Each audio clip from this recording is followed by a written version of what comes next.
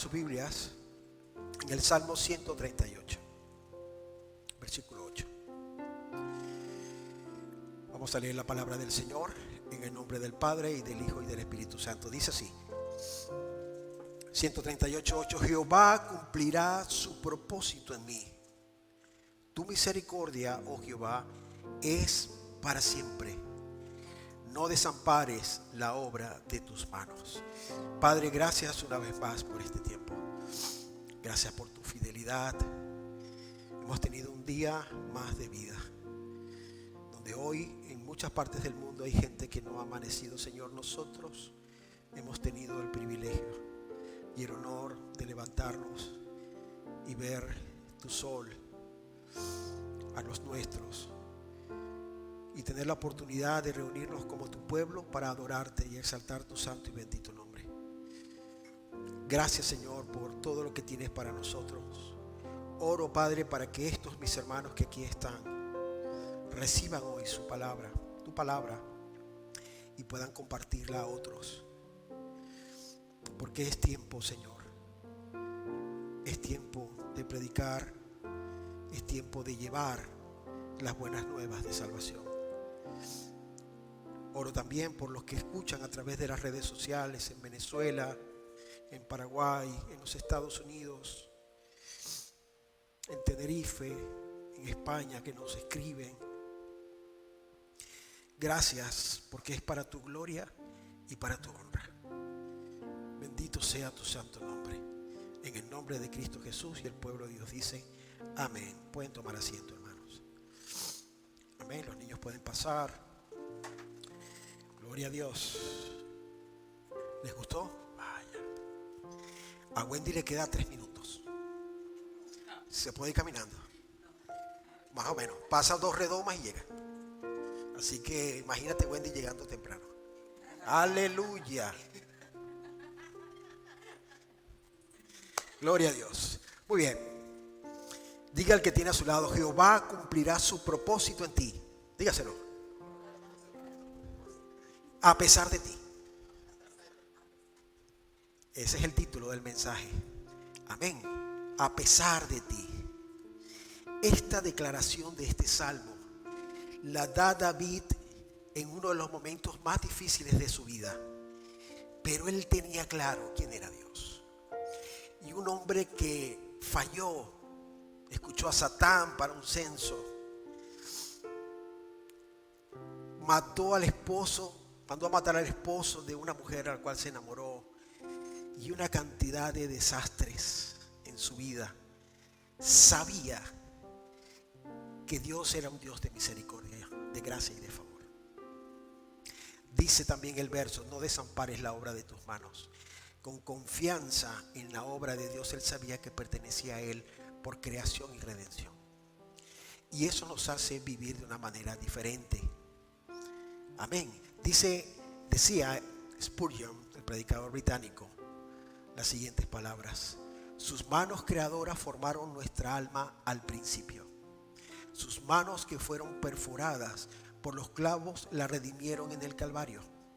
Sus manos glorificadas mantendrán firme nuestras almas y no las soltará nunca. Amén. Ese es nuestro Dios. Este mensaje de hoy es para personas que le han fallado a Cristo. Este mensaje es para personas que siguen luchando con un error. Personas que saben que hay algo que está mal, que luchan y que muchas veces no saben por qué hacen eso. Este mensaje es para ellos. Dios va a cumplir su propósito en nosotros a pesar de nosotros. Voy a hablarles de 2 personajes, uno en el Antiguo Testamento y otro del Nuevo Testamento, que son ese tipo de persona a la cual nosotros podemos identificarnos. Porque es muy probable que antes de entrar por esa puerta, seguramente usted haya pecado ante Dios. Anoche una discusión en la familia. Esta mañana con el marido en el coche, algún pensamiento o alguna blasfemia ante lo que puede estar viviendo antes de entrar, todo eso es probable porque somos seres caídos, estamos en una naturaleza caída y Dios conoce eso perfectamente. ¿Hay consecuencias? Las hay. Sin embargo, hay un propósito a pesar de esas circunstancias. Y esa es nuestra esperanza, que Él sabe que fallamos, pero aún así continúa. Amén. El primero de que quiero hablarles es de Aarón. Todos conocemos a Moisés y hablar de Moisés, pues bueno, ya es un clásico, ¿verdad? Pero voy a hablarles del hermano. En el momento que aparece es en el Éxodo 4. Viene de la familia de levitas. Él tiene 3 años mayor que Moisés, ¿vale?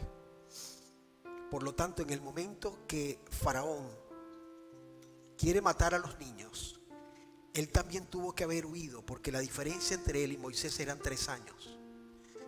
Recuerda, en ese momento Faraón sabe que va a venir alguien, manda a matar a todos los niños. Moisés es colocado en una cesta en el río y llega hacia la hija de Faraón y ahí crece en Egipto. Ahí está Aarón. El Señor se le presenta en el monte Oreb a Moisés. Y Moisés responde lo siguiente, Éxodo 4:3. Ay, Señor, envía, te ruego, por medio del que debes enviar. Lo primero que presenta Moisés es sus inseguridades. Dice el 14. Entonces Jehová se enojó contra Moisés y dijo: no conozco yo a tu hermano Aarón. Quédense con esa frase, ¿vale? Levita, y que él habla bien, y he aquí que él saldrá a recibirte, y al verte se alegrará su corazón. Tú hablarás con él y pondrás en su boca las palabras y yo estaré con tu boca y con la suya, y os enseñaré lo que hayáis de hacer. Por lo tanto, la primera responsabilidad de Aarón es que es vocero.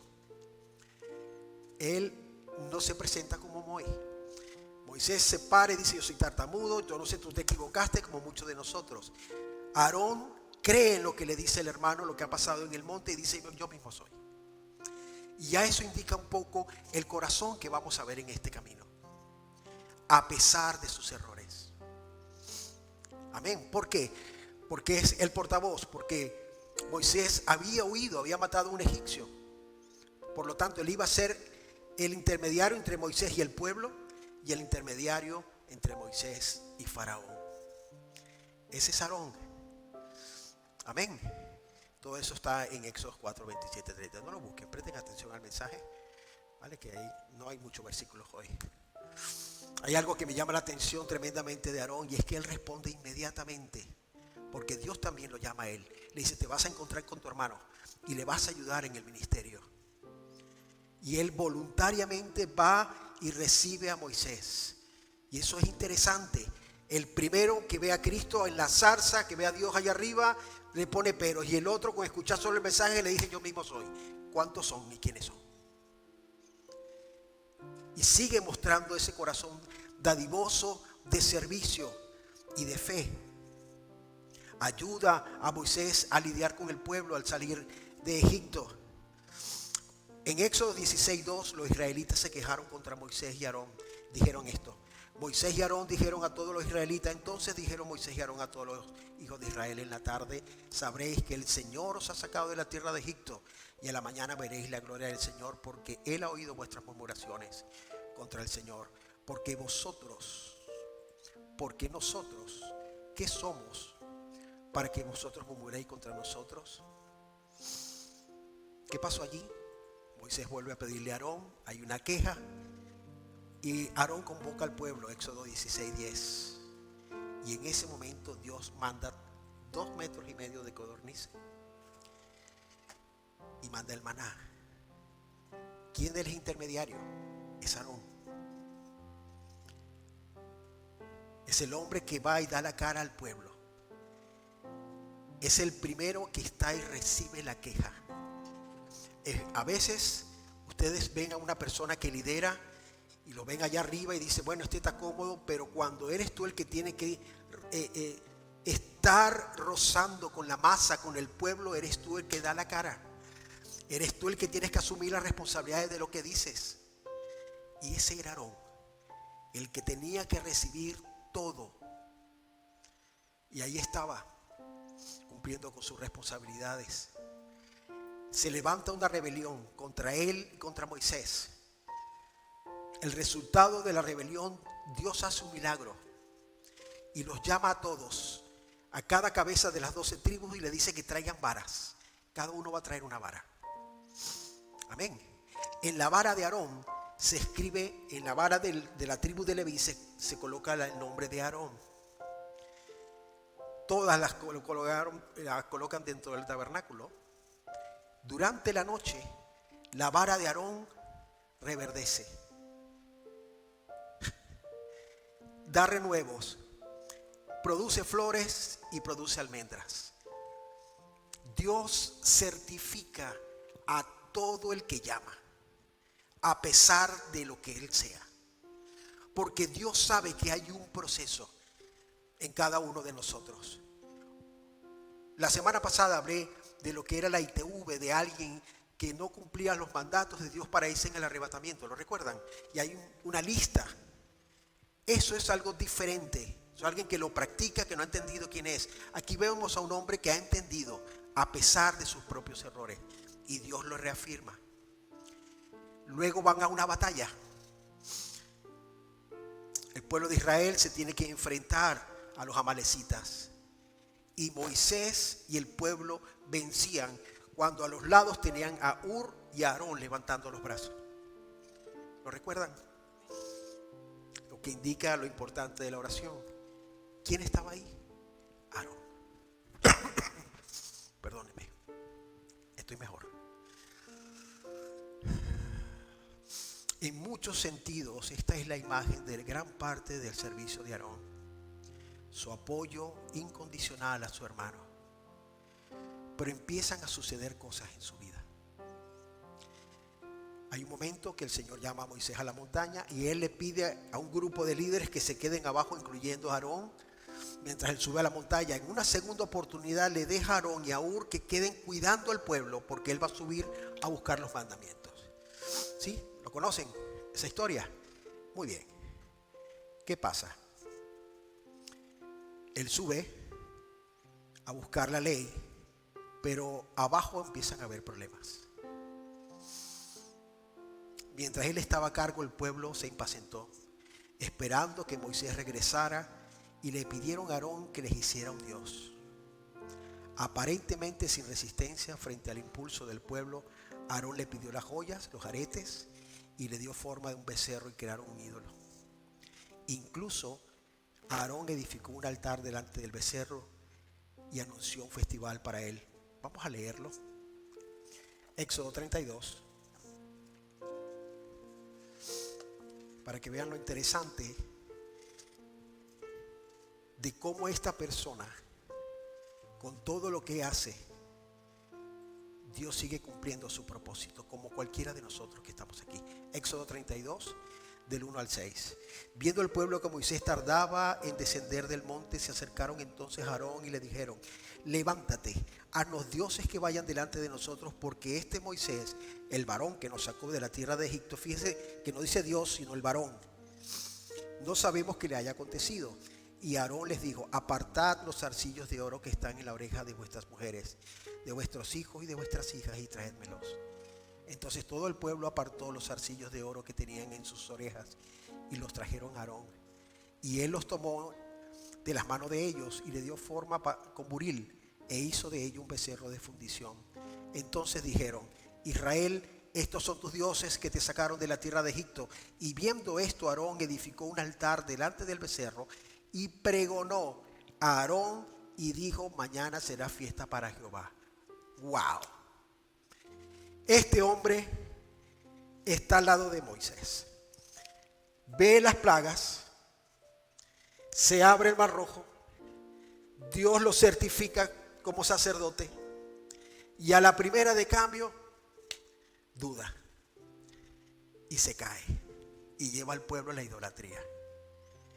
Esto es cualquiera de nosotros. Cualquiera.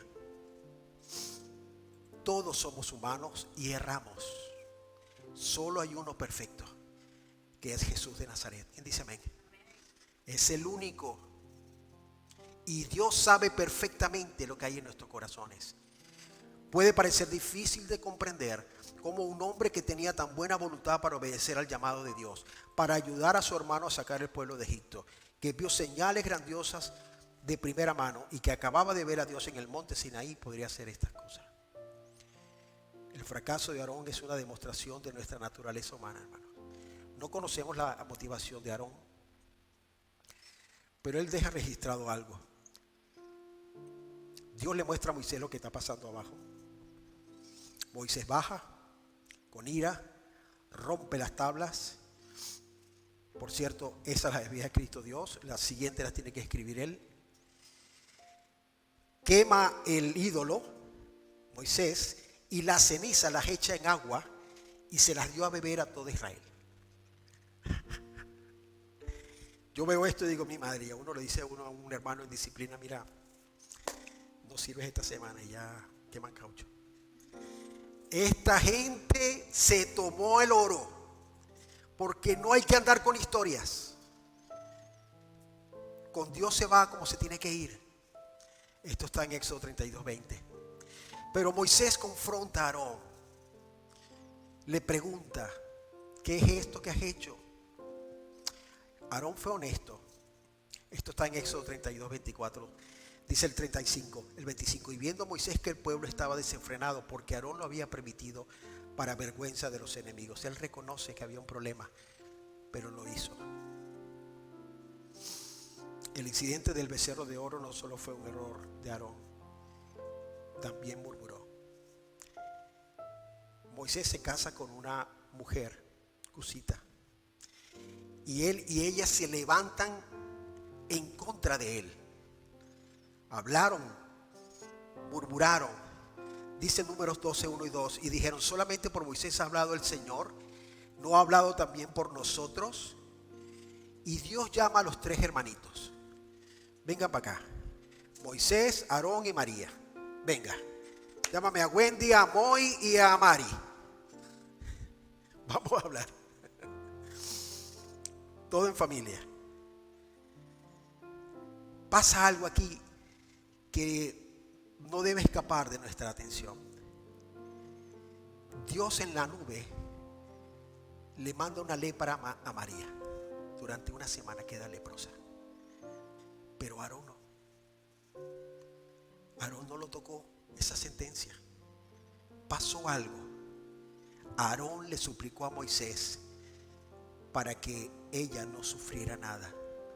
Por lo tanto, empezamos a ver qué es lo que hay en ese corazón. A pesar de sus errores, María no dijo nada. Bueno, mi hermano también. No, él dijo, por favor, que no le pase nada a ella. Moisés intercede y solamente hay una semana de sentencia. Pero vemos a un hombre que intercede, que empieza a reconocer la necesidad de que Dios es santo. Amén. Como cualquiera de nosotros. Dios, a pesar de esa actitud, reafirma el sacerdocio en ese hombre. Que tú te detienes y dices, pero bueno, ¿esto de qué va? En pleno libro de Levítico, donde es santidad, y este hombre hace todo esto y lo colocas como el sumo sacerdote. ¿Por qué? Porque Dios es un Dios de misericordia, es un Dios de gracia y conoce nuestros corazones. A esta altura cualquiera de nosotros ya lo hubiésemos etiquetado. Este diabólico. Repréndelo, Satanás. Repréndelo, Señor. Nosotros somos muy ligeritos. Sin embargo, Dios conoce los procesos de todos nosotros. Porque Dios cumplirá el propósito a pesar de ti. Amén. Aarón fue el primer sacerdote, hermanos. El sumo sacerdote. Fue en el monte Sinaí donde fue nombrado. Él y sus hijos iban a tener un sacerdocio perpetuo. De hecho, hasta el año 70, el sacerdocio levítico de Aarón continuó. Y Cristo en el libro de Hebreos sigue representando ese sacerdocio. A este hombre que hizo el becerro, que murmuró, que dudó, como cualquiera de nosotros.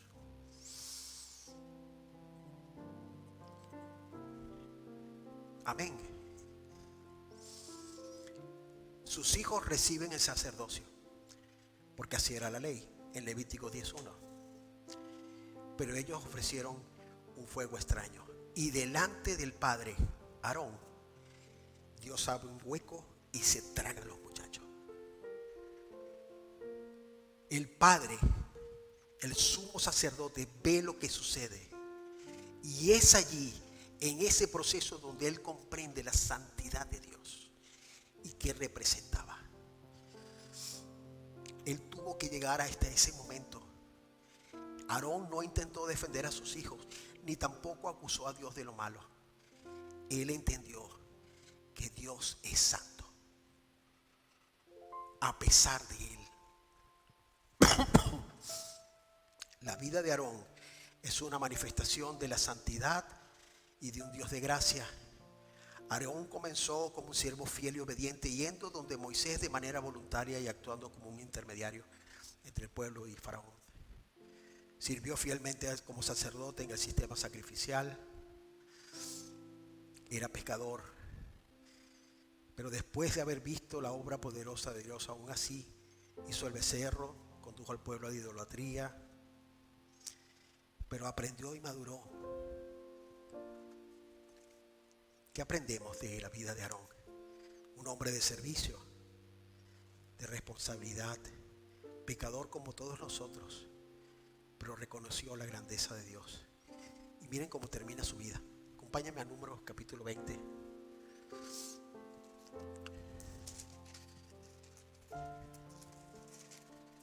Saben, hay un especialista en acusarnos en nuestros errores que se llama Satanás. Cada vez que fallamos, él va a ir a por ello. No dejen que eso pase, hermanos, porque puede que tenga razón en el fallo, pero yo sé que mi Redentor vive y sé que me humillo y él me limpia y punto. No tengo por qué morir en la depresión, en el error, porque es lo que él siempre ha querido, machacarnos en el error y no ver la gracia y la misericordia de lo que pasó en la cruz del Calvario. Por eso hay gente que aún en la iglesia vive atada con ese pasado. Están viendo cómo este hombre lo que hizo continuó con el sacerdocio del pueblo hebreo, porque Dios cumple su propósito. Números 20 del 22 al 29 dice así: partiendo de Cades los hijos de Israel, toda aquella congregación vinieron al monte de Hor, y Jehová habló a Moisés y a Aarón en el monte de Hor, en la frontera de la tierra de Edom, diciendo: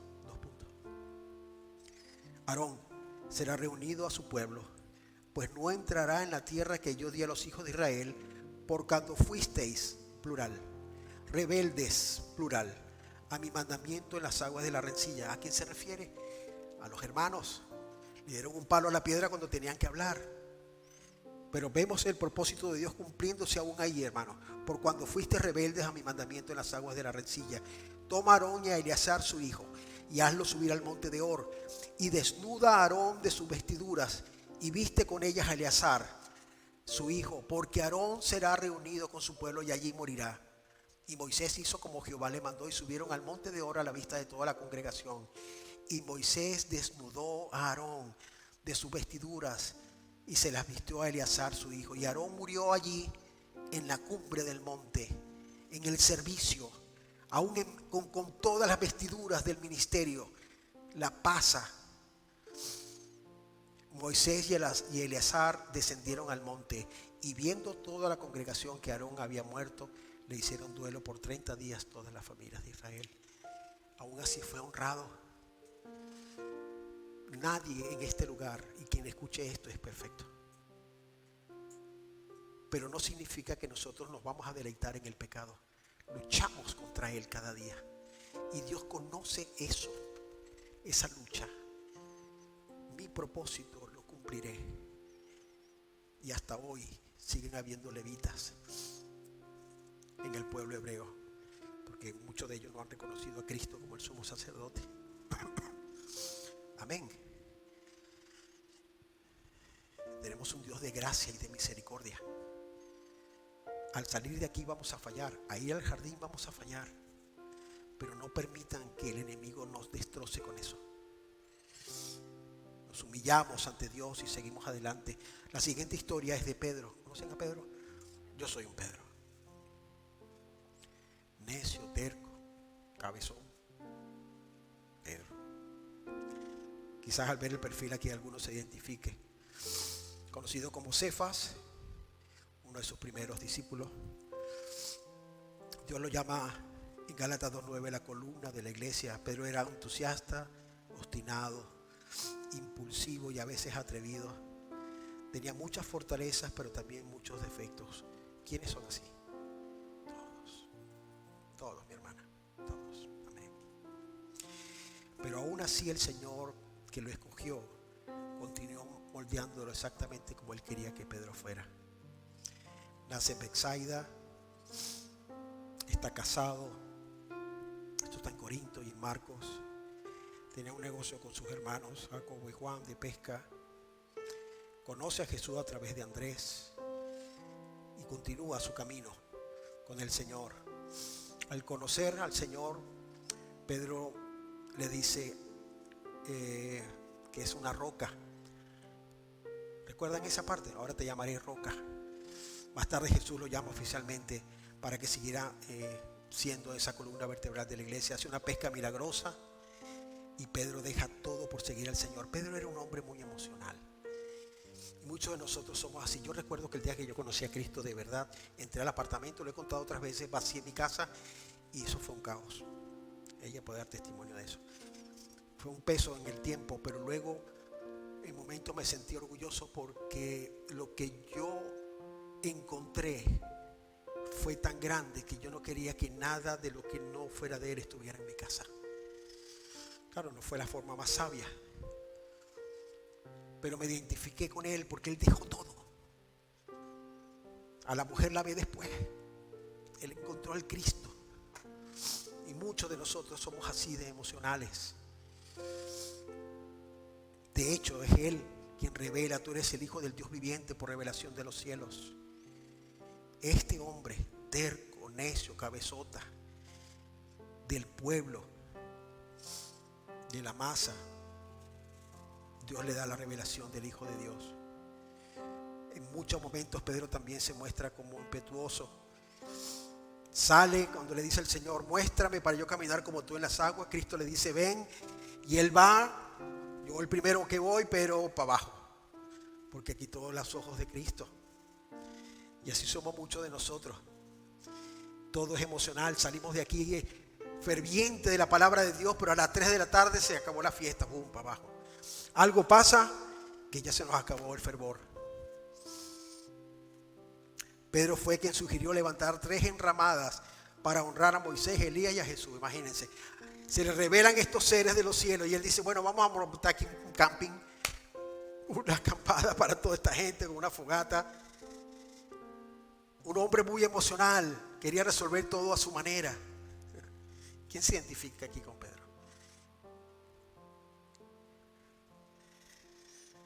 Pedro fue quien desvainó la espada y atacó al siervo del sumo sacerdote cuando iban más por Jesús y le corta la oreja, porque siempre quiso hacer las cosas a su manera, pero Dios sabía que había un corazonzote allí grandote,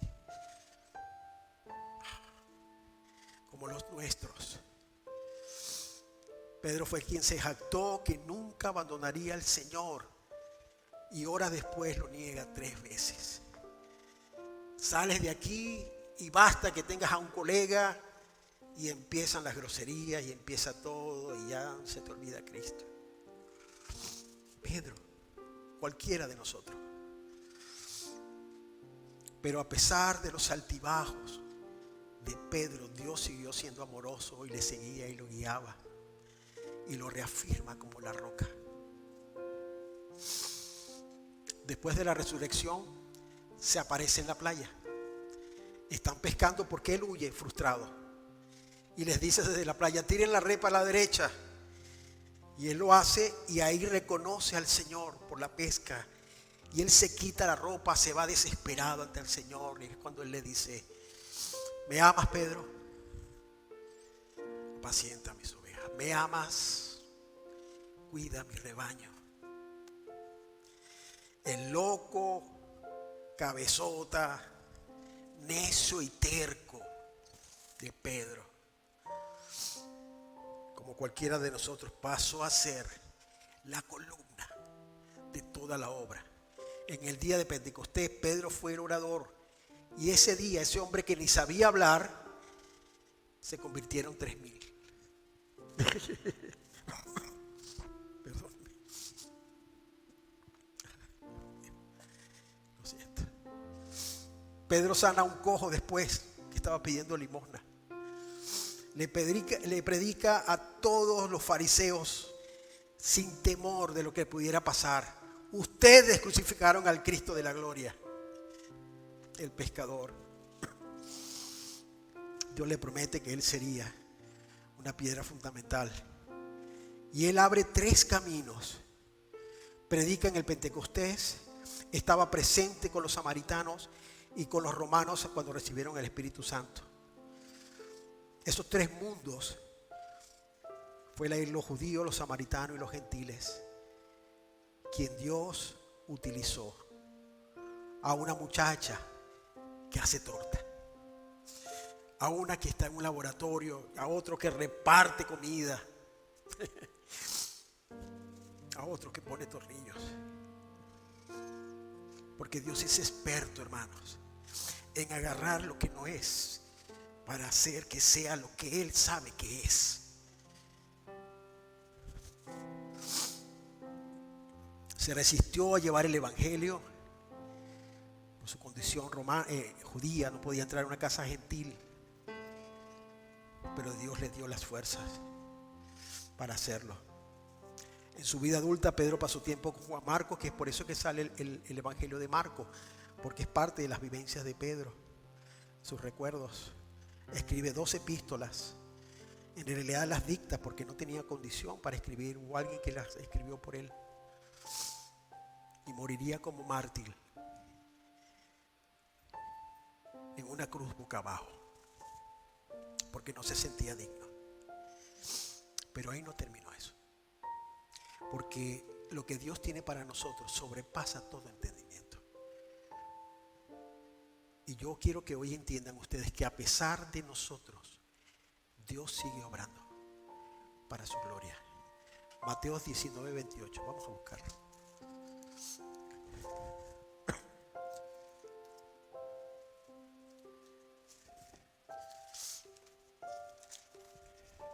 Mateo 19:28 dice: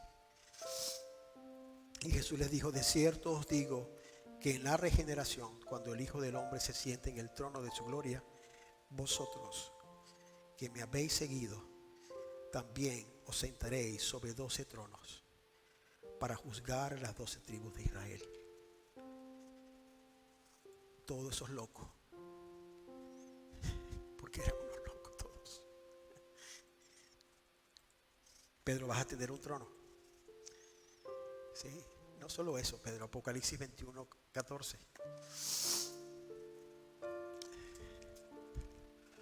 Dice: y el muro de la ciudad tenía 12 cimientos, y sobre ellos los 12 nombres de los 12 apóstoles del Cordero. El amor de Dios y sus planes sobrepasa todo entendimiento, hermano.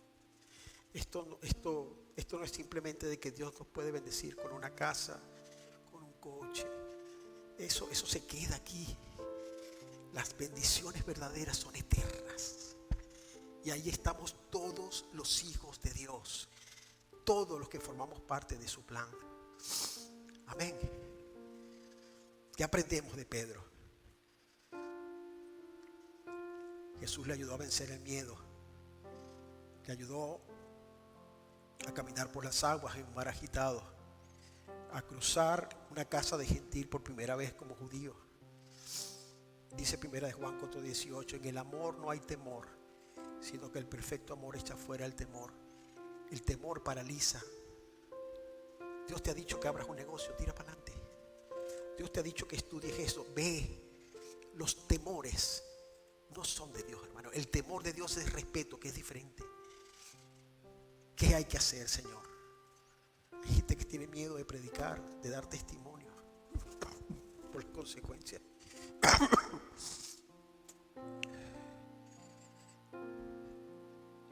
Nosotros no tenemos miedo. Los cobardes no entrarán en el reino de los cielos. Jesús le perdona su infidelidad. Lo negó 3 veces. Pero Jesús le dijo que lo iba a restaurar. ¿Quiénes han sido infieles ante Dios? Segunda de Timoteo 2:13. Esto es para ustedes. Dice: si fuéramos infieles, Él permanece fiel. Él no puede negarse a sí mismo. Aleluya. No dejen que le roben la bendición por el error, porque tenemos a un Dios de gracia. Perdóname, Señor, y seguimos. Amén, Alejandro. Jesús es paciente y enseña. Dice el Salmo 32:8: te haré entender y te enseñaré el camino que debes andar. Lo hará Él. Jesús nos ve como Él quiere que seamos. Dice Filipenses 1:6: el que comenzó en vosotros la buena obra, la perfeccionará hasta el día de Jesucristo. Él no está asalariado para parar la obra. Él tiene un propósito en cada uno de nosotros. Aunque no veamos nada, hermano, aunque la casa esté ardiendo en llamas, ahí Dios está trabajando. ¿Quién dice amén a eso? Aleluya. Porque si fueran por todo el caos que tenemos en la vida, pues entonces Dios no ha hecho nada. Pero no es así, hermano. Nadie ha venido aquí con una pistola en la 100. Dios nos ha traído porque hay un propósito en cada uno de nosotros. Pedro era un pescador de Galilea, pero Jesús lo llamó a ser un pescador de hombres. Pedro estuvo dispuesto a dejar todo. Predicó y hasta llegaron a asombrarse y decir: este es un hombre sin letra y sin vulgo. Se dieron cuenta que Jesús estaba con él. Termino con estos versículos, hermano. Dice Isaías 46, del 9 en adelante: acordaos de las cosas pasadas, de los tiempos antiguos, porque yo soy Dios y no hay otro Dios, y nada hay semejante a mí, que anuncio lo por venir desde el principio, desde la antigüedad lo que aún no era hecho, que digo: mi consejo permanecerá y haré todo lo que quiero, que llamo desde el oriente al ave y de tierra lejana al varón de mi consejo.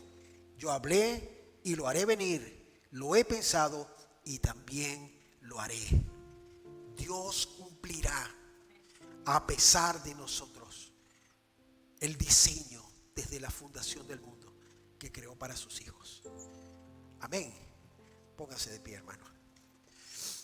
Errores vienen, pero Él los conoce primero.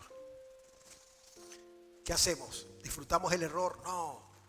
Vamos ante su misericordia y su gracia. Ayúdame. Y ahí Él estará para honrar su nombre. Padre Celestial, gracias por tu amor y tu fidelidad. Nadie de lo que está aquí puede jactarse de que es digno de formar parte de tu reino. Todos estamos en tus manos por tu gracia, por tu misericordia, porque tú nos amaste primero. Señor, quita de nuestra mente toda acusación del mal, toda calumnia que se levante en contra de nosotros, porque tú clavaste en la cruz el acta que había en contra de nosotros. Sabes que erramos, pero nos ayudas en gracia para manifestar tu amor y tu fidelidad. Hoy te pedimos perdón, Señor, si en algún momento hemos dudado a pesar de nuestra vida y de lo que nos rodea, porque tú no eres hombre para mentir, Tú eres el Dios todopoderoso. Tú eres el camino, eres la verdad y eres la vida. Señor, danos las fuerzas para proclamar tu evangelio a un mundo que necesita de ti. Pero sobre todo, haznos libres de todo yugo, de toda atadura, de toda opresión del mal que quiera interferir para que no proclamemos tus virtudes. Tú dijiste en tu palabra, hecho está, yo hago nuevas todas las cosas. Todas las cosas. Y ahí estamos nosotros, Señor. Ayúdanos a gozarnos en esa verdad, Señor. Y gracias por tu fidelidad y cumplir el propósito de nuestra vida a pesar de nosotros. A ti sea toda gloria, toda honra y toda alabanza. Y el pueblo de Dios dice, amén.